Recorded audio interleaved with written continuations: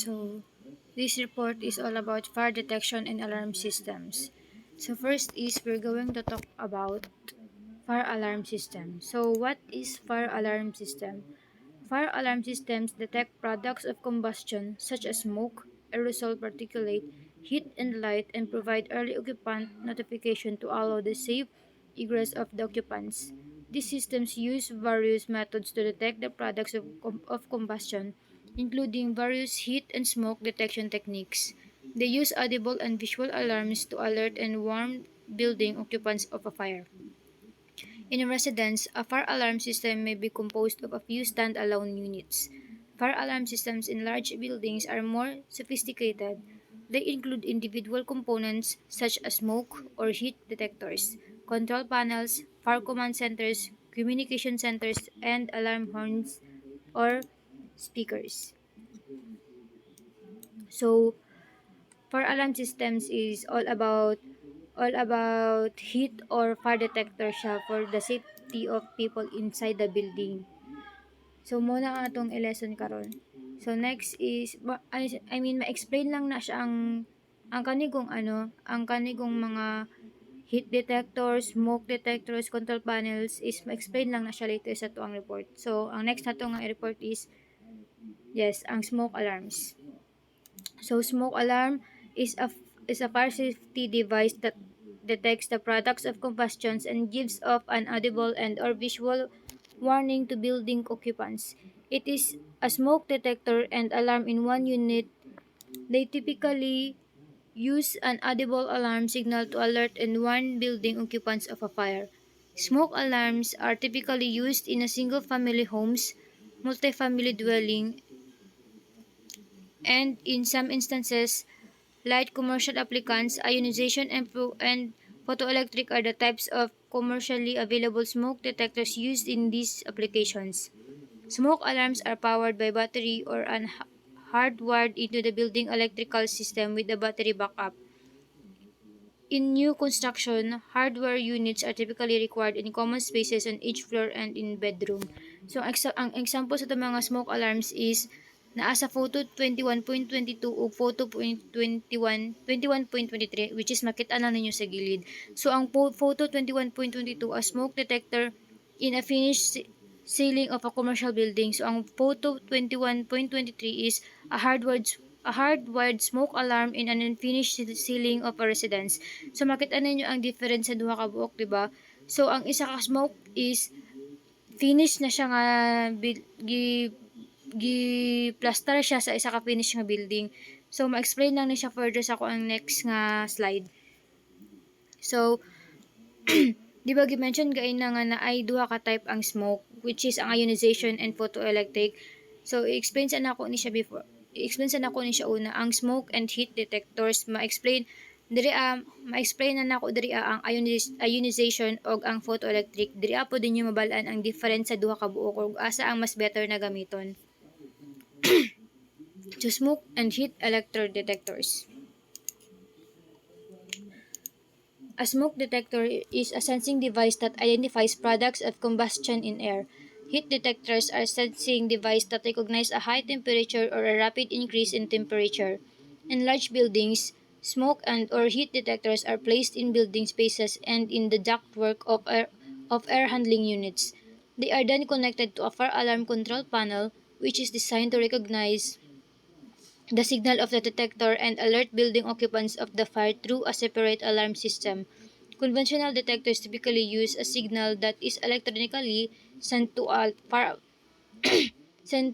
alarm control panel where the signal is interpreted. The detector either reports an alarm condition or a normal condition. Smoke and heat detectors serve as the first line of defense against fire in buildings. They provide an early warning to building occupants, allowing them valuable time to escape a fire. They alert sleeping occupants who would otherwise have been overcome by smoke and toxic gases in their sleep. A description of various detectors follows. So, ang ginaingon diri nga ang smoke and heat detectors is kumbaga mas dali mas maayo siya gamiton ba kay matagaan niya og time ang mga tao na maka-escape ana nga fire kay maka-sense man sila og smoke ug heat. So kung naamay smoke or heat na ma-sense ang kani siya nga device sa isa ka building, mag-ano dayon siya, mag-trigger dayon siya, and matagaan ni ang matagaan ni og time ang mga tao na maka-escape pa, especially ang ato mga tao nga natulog pa. So next, fixed temperature heat detectors. So fixed temperature heat detectors signal an alarm after the temperature at the detector reaches a set value. A number of fixed temperature designs are available including what follows. Fusible alloy detectors that employ metal alloys designed to rapidly melt at a desired temperature. Bimetallic detectors use sensing elements made of two strips of different metals, each having different thermal expansion coefficients. When the metallic strips are heated, the sensing elements deflects, closing the contact and initiating an alarm.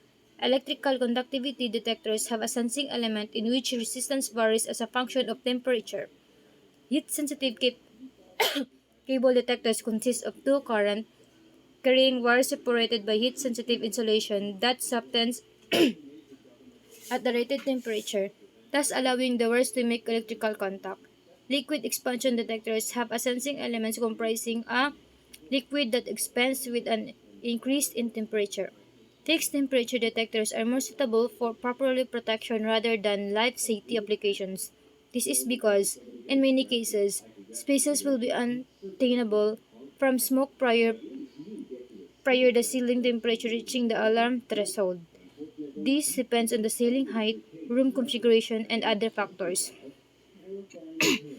So, when we say fixed temperature heat detectors, ang kanin sila, naa sila'y certain amount of heat that of heat na of heat value ba. Kumbaga, kunwari naay init, pero ang ginapangita niya nga temperature is wala, kunyari ang init is wala nakaabot sa nakaset na value nga temperature sa fixed temperature heat detector. So dili na siya mag-trigger kung wala to naabot sa kainit. Kung dili naabot sa kainit ang kailangan na init para ma-trigger ang detector. So ipakita na ko sa next slide para makasabot mo sa akong ginaingon. So muna akong ginaingon, ang kanis lang metal A ug metal B, mo na sila ang set value na kumbaga na sila ang makasense sa heat ba. Tapos kung ang kaning metal A mo ni siya ang first na fixed temperature. Pag naabot pag nag-init na kaayo siya tapos na murag na sobraan na good sa metal A, magbend na sila hantod ang metal B maigo pud na siya. So duha na sila magbend kay sobra kainit, di ba? Sa sobra kainit magbend ang metal A. So maigo pud ang metal B, magbend silang duha. Pag magbend silang duha, makita nimo ning sa second nga picture na ay during fire 2 mo ning mahitabo hanggang sa magbend sila, matrigger nila ang fixed temperature heat na magtingog. Mao na ang time na nanajoy sunog. Mao na gidataw. So pag fixed siya, pasabot na ay certain amount of heat na kailangan para ma-trigger ang fixed temperature heat detector. So next is rate of rise heat detectors. So when we say rate of rise heat detectors, it signal an alarm when the temperature at the detector increases at a rate exceeding a preset value. These detectors respond to temperature changes. If the temperature changes slowly over time, this type of detector will not detect a fire. Rate of rise detectors can, in many cases, detect fires more quickly than fixed temperature detectors because of the length of time it takes for temperatures at the detector to reach that of fixed temperature detectors. So when we say rate of rise heat detectors is kung kunyari ang heat diri sa kwarto is ga-increase. So ginginaingon jud ba diri kung hini mag-increase ang rate sa heat diri sa kwarto, dili na siya ma-detect sa rate of rise heat detector. Pero kung paspas ang pag-change sa heat diri sa kwarto, mo na siya ang time nga ma-detect siya sa detector. So ipakita na ko sa next slide ang nawong ana para makasabot para ma-explain nako. So mo ni siya ang pasabot nako. Kita ka aning Mr. Air in normal condition. So dili na siya mag-bend kung normal lang gud na siya nga heat, kung normal lang na siya nga condition. Pero dira sa pikas habang ga-change karang paspas kayo mag-change ang temperature which is pasabot nagainit ng gainit, paspas kayo ng gainit, diraan na siya mag-bend. Habang mag-bend na siya, dagtuan na mag-trigger ang rate of rise heat detectors which is makita nimo diri sa during part 2 sa second na picture. Kita ka habang gapaspas ang change sa heat, nagabend pod siya. So habang nagabend siya, diraan na pod ma-trigger ang rate of rise heat detectors. So ginaingon didto nga mas paspas ni maka sense og sunog ang rate of rise kaysa sa fixed, kay ang fixed na siya certain amount of heat na kailangan maabot sa heat para ma-trigger siya. Pero ang kani pag ang heat is galahi dayon, masakpan tayon sa detector nga naay sunog. So masawod ang rate of rise heat detectors kay mas dali siya makabantay og sunog. So next slide, flame detectors. Flame detectors optically sense high levels of either infrared or IR radiation or ultraviolet UV radiation. Combination UV-IR detectors are also commercially available. A flame emits UV and IR radiation in wavelength ranges that are not emitted by sunlight or artificial lights. Fluorescent, incandescent, metal halide, and so on. These detectors sense specific wavelength ranges of UV or IR radiation and send an alarm signal.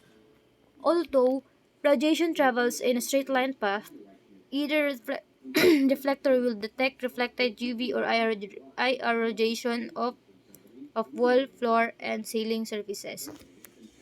So ang kani siya, ang atong gusto lang na is smoke and heat detector lang to siya. Ang kani siya lahi na ni siya nga form. Ang ma-detect niya is ang flame mismo. Munang magamit nato diri ang UV og ang infrared radiation. So ma-explain nako na siya further sa ang next nga slide. So next. So types of flame detectors. Di ba gi-mention gaina nga na UV og IR og UV IR nga detectors. So ang first nga type sa flame detectors is ang UV detectors. So ga-detect na siya based on Geiger-Müller tube when the counted pulses exceeds the threshold value for alarm is activated. So mura siya fixed rate no pag na exceeds na ang ang pulse good sa counted kay ma-activate na ang fire alarm niya. So ano siya kay good for H2 and CH4 fueled flames. It is unaffected by hot objects. It's prone to false alarm and it's blinded by thick smoke or droplets etc. So makita niyo sa gilid ang kung paon sa matrigger ang UV detectors, di ba? Nakabutang di high penetrating cameras can enter value the wall. So pag low penetrating radiation can enter via end window. So mo ni siya nga bagay ang maka-trigger sa flame detectors pag ma-exceed na nila ang threshold value of fire alarm.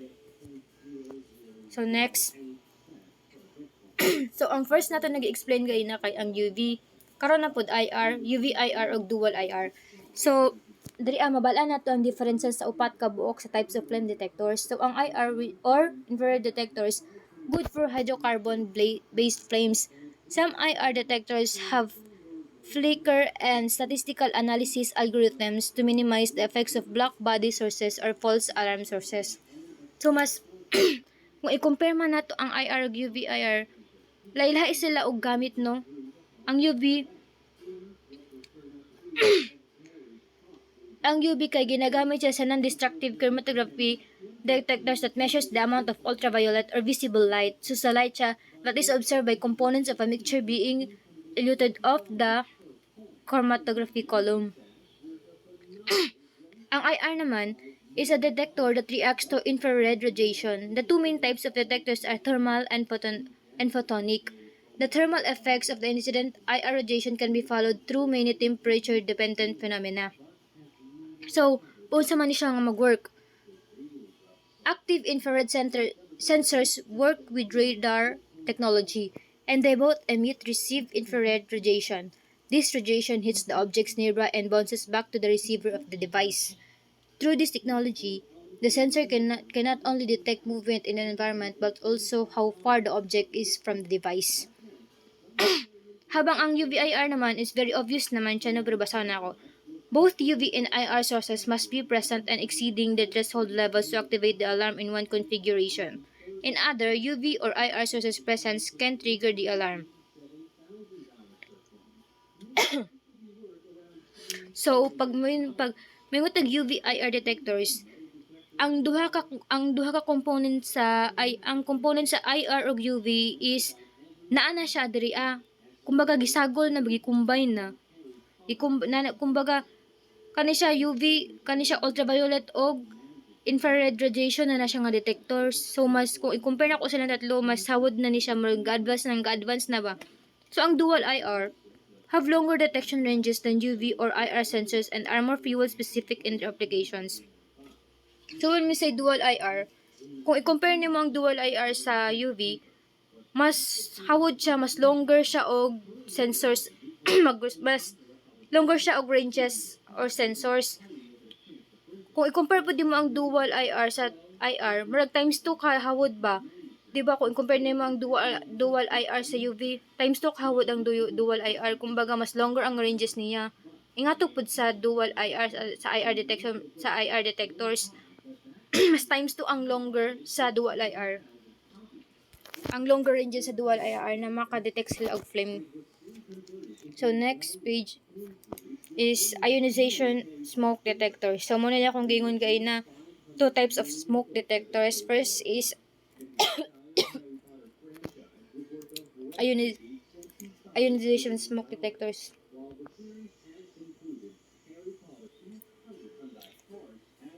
So ionization smoke detectors are designed with a sensing chamber that has a radioactive element. The chamber has two charge electrodes. The radioactive element charges the air within the chamber, which creates an electrical current between the electrodes. Smoke particles entering the sensing chamber change the electrical balance of the air. The greater the amount of smoke, the higher the electrical imbalance. When the combustion particles enter the smoke alarm, they obstruct the flow of the current. So, ionization smoke detectors respond first to flaming fires because these fires produce invincible particles less than 1 micro in size. They respond less quickly to smoldering fires that tend to generate larger particles. A flaming fire consumes combustibles extremely fast, spreads rapidly, and generates considerably heat with a little smoke. So, ang ionization alarms kay best suited po siya sa room, contain highly combusted materials. So, ang this type, sa mga type ani ng material kay ginagamit kay cooking fat, grease, flammable liquids, newspaper paint, and cleaning solutions. So, pasabot sa ionization chamber kay ga-contain siya og gamay nga amount of americium 241. So, ang ionization kay naa siya radioactive material, pero gamay lang ka siya nga radioactive material. So, smoke particles disrupt the low, steady electrical current produced by radioactive particles and trigger detectors alarm. They react quickly to fire that give off little smoke. Ionization smoke detectors expose people to a tiny amount of radiation, about 1/100 of milligram per year. This is well below the background radiation level of about 360 millirems a year. If a smoke detector contains radioactive materials, kay ibutang na. So kung ang ionization chamber nimo nagipalit kay naay radiation, matik na nga ibutang sa papel sa likod sa papel. So makita niyo sa picture sa gilid kung paon sa matrigger ang ionization smoke detectors. So ang first ug ang second mo na siya ang difference sa normal temperature o kung naay flame nga temperature mo na kung paon sa matrigger ang ionization smoke detectors.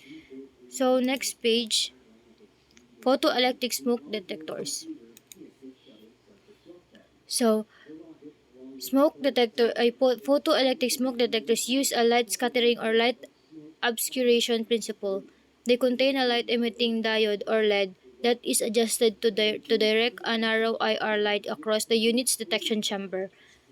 When smoke particles enter this chamber, they interfere with the beam and scatter the light. A photodiode, a photodiode monitors the amount of light scattered within the chamber. When a when a preset light of when a preset level of light strikes the photodiode, the alarm is activated.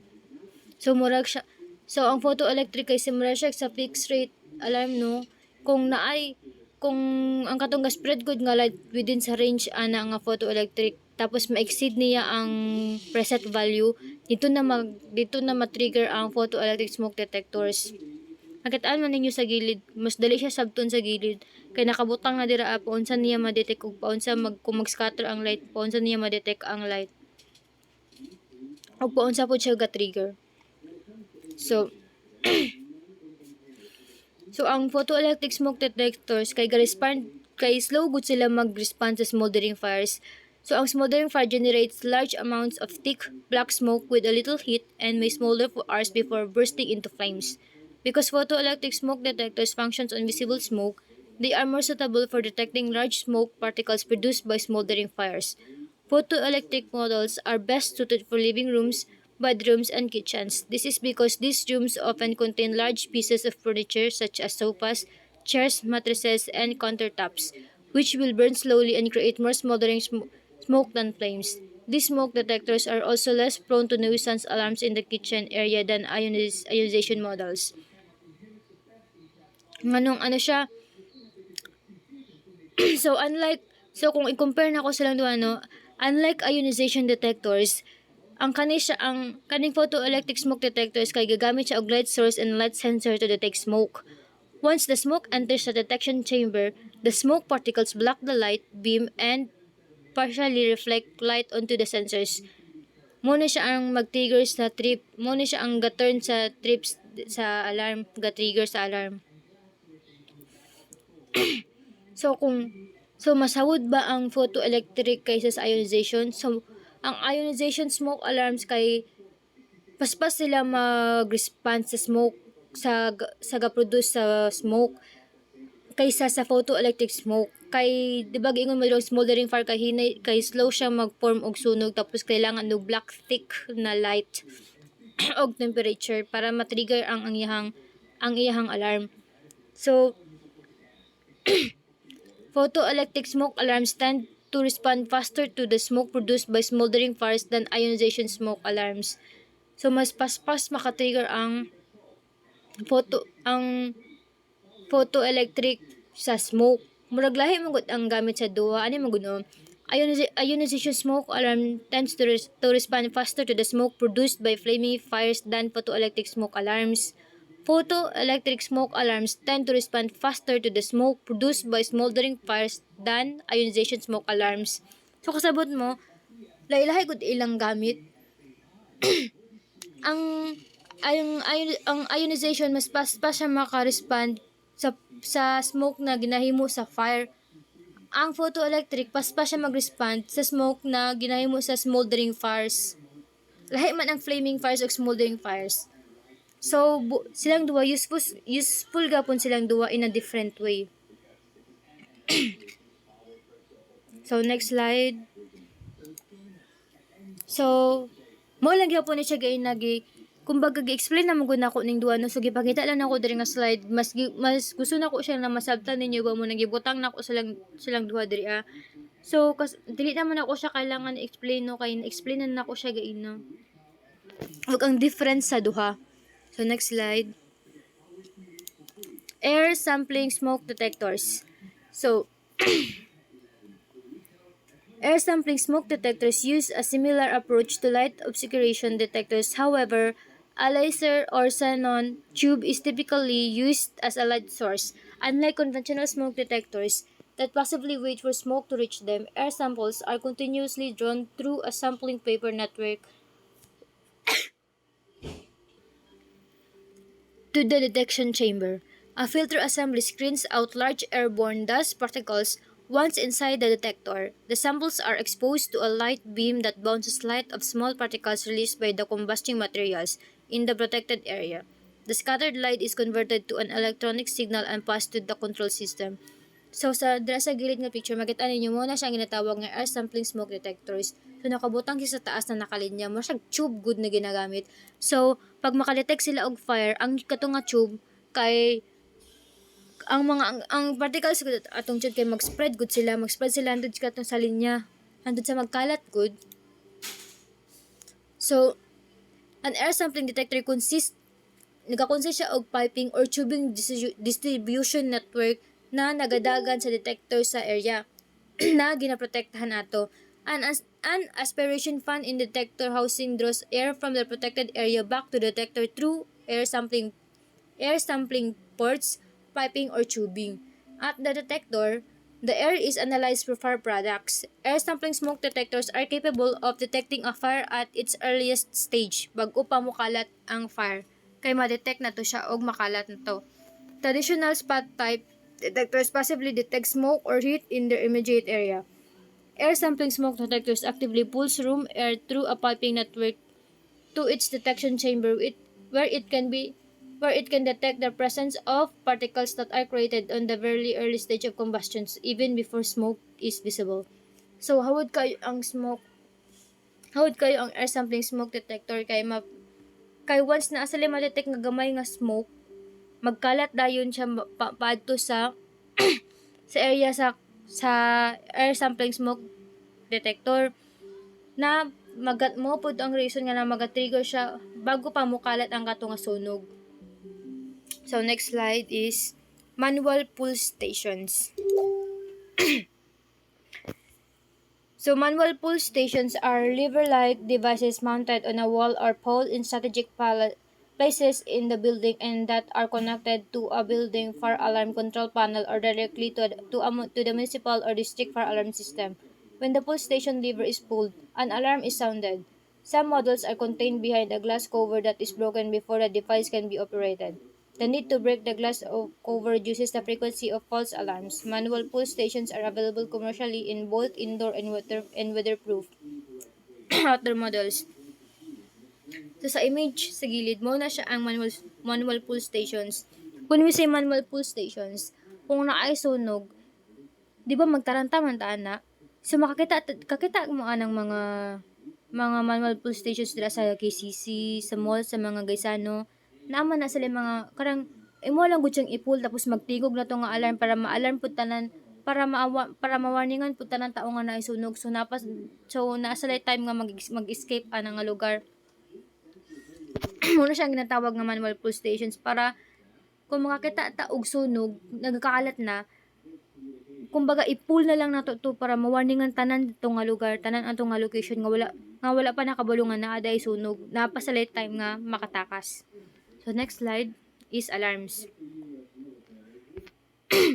When we say alarms, alarm is the most common method of alerting occupants during a fire emergency is an audible evacuation signal delivered through bells, horns, chimes, buzzers, and sirens. Strobe lights are also used in combination with audible signal to ensure the hearing impaired occupants recognize the need to evacuate. Newer systems use voice commands to direct the occupants to evacuate the building. So ang alarms ay besides sa tingog sa mga alarms gud nga kusog kayo og tingog basa na ay sunog, di ba magwiwi, di ba kusog kayo na sila tingog. So ang kato din mga impaired nga tao para makabalo sila nga na ay sunog, kada ang mga tao gud nga dili makadungog kay di ba ang tanan alarm is na ay kulay basta mag-alarm sila na ay red na kulay nga maglibot-libot sa taas. Mo na siya ang warning para sa mga tao nga dili makadungog nga naa di alarm. Uy, pag ako makakita ko kunyari di ko makadungog nga na kunyari di ko makadungog so punsa ko makabalo nga na ay sunog. Ang suga sa taas dito na ko tumabalaan nga na ay sunog pag magsiga-siga to siya. Uy na ay sunog so dito na ko mohawa ato nga lugar. So most building occupants demonstrate complacent behaviors when audible warning signals are sounded. They either pay no attention to the warning or rationalize that the warning is not influencing their safety. They take too much time to evacuate the building without realizing how badly they are placing themselves at risk. Studies have shown that people react better to voice instructions as compared to loud sounds or tones. Thus, the use of voice commands sa alarm system has become more commonplace in buildings. So, di ba giingon diri naay mo three types of alarm, which is ang katong suga, ang katong tingog na wiwi wato. Tapos ang isa is voice command. Ang kaning kumbaga kung ako manggod na makakita kung ako manggod na makakita atong alarm makadungog ko, mataranta ko, wala ko balon sa buhaton asa ko moadto, asa ko escape. Pero kung naay voice command, mas hawod siya, mas makakalma ka mga mahinaw ba kay para maminaw na lang gud ka kay kung naay voice command there is alarm tapos maghatag siya og place asa mo adto asa mo agi kung unsay buhaton makakalma ka og kabalo ka o mas makakalmahan nimo imong sarili kung unsay buhaton ug asa ka moadto kung asa mas safe nga place ka moadto. So so mo so mao to siya ang hawod sa voice command. So next slide. Emergency voice communication systems. So an energy voice communication system provides pre-programmed recorded messages that offer direction, instructions, and a calming voice in an emergency situation. Initial voice messages are pre-programmed and are automatically transmitted to speakers located throughout the building. Once the department and other emergency personnel assess the situation, live instructions may be delivered to certain zones or floors of the building to instruct occupants relocate occupants to aid fire department operations or merely reassure remaining occupants of their safety during an incident. So, di ba, na-explain ako, digay na nga voice command. Mao ni siya ang hawod sa voice command is naka-pre-program na siya ba, dili siya live nga tingog, murag naka-program na siya daan nga voice command. So, ang kana siya nga voice command, dili ni siya, robot na ni siya ba, gi-record na ni siya daan, gastorya na siya, unsay ba dapat nimo buhaton. So kung unsa man ang current na hitabo sa mo situation, dili na siya katubag kay voice command na lang nang gahatag. So ginapakalma na lang mo ani nga tingog ani. Ang kaning voice command ginapakalma na lang mo para og tuluan mo unsay buhaton during sa fire ug asa mo mag-adto sa during sa fire. Next, fire detections and alarm systems. So in medium to large buildings and buildings and complexes, a fire detection and alarm systems includes all or some of the following: a system control unit, a primary or main electrical power supply, a secondary standby power supply, usually batteries or an emergency generator, alarm initiating devices such as automatic fire detectors, manual push stations, explain ako gaina, and or sprinkler system flow devices connected to initiating circuits or of the system control unit. So naapoy sprinkler no kunyari na isunog ang means sprinkler karing nagoy tubig nga mububo sa taas mura kog ulan para kung na may sunog diretso na niya ma-put out dayon ang fire kung na may sunog. So ancillary controls such as ventilation shutdown functions connected to output circuits of the system control unit, remote alarm indication to an external response location such as the fire department, control circuits to activate or fire protection system or smoke control system. So gi-explain naman niya nung kailangan nato ang fire detection and alarm system or nganong importante siya. So next slide. The fire system control units serve as the center of the fire alarm system. The fire alarm controls panels is the center of a fire detection alarm network in schools, municipal buildings, homes, hospitals, apartments, buildings, sa uban og office building, retails, malls, and department stores. In large buildings, there are several fire system control units. A fire command center is a remote panel or set of panels connected to the fire system panels. The command center contains the following: voice fire alarm system panes and controls, fire department two-way communication service panels, telephone or for outside communication, sprinkler valve and water flow status panels, smoke management control, elevator location status panels and initiations, fire pump status panels, emergency generator status panels. So, ang gibasa na ko, ang kaning pasunod na gibasa na ko, mo na siya ang fire command center na nagacommand nga naa sa fire detection and alarm system. So, next slide. So, a fire detection alarm systems are shown in photo 21.26 through 21.28. The fire command center is typically located at the entrance of the building in a space with a minimum 1R fire, 1HR fire resistant straighted construction. The location is determined by the jurisdiction having authority, e.g. municipality or special fire district, based on how emergency equipped will first arrive at the site. Location serves as the command center for interior firefighting actions during a fire incident. Large buildings facilities may have more than one fire command center. So sa picture sa gilid mo na siya ang nawong sa fire detection and alarm system. Di ba mabasa ninyo gi-explain ako gayna nga hawod kayang fire alarm system kay naa siya voice fire alarm nga controls. So napod siya smoke management controls, elevator location status panels and annotations, napod siya fire pump status panels. Nga na ka useful ang fire detection and alarm system sa buildings og other places such as mga balay nato. So next slide. So mo na dito. So pagdagdag lang ko og kaalaman. So nganong importante ang kani siya nga nganong importante man ni siya sa atong lesson. So as engineers magbuild ta og building. Dili nato pwede makalimtan ang safety sa mga tao. Labaw na ay fire. So kailangan nato magbutang og spaces para sa mga fire alarms or paun sa ta makabalo paun mag-build og mga ingani para sa mga tao or para sa atong building o para safe atong building.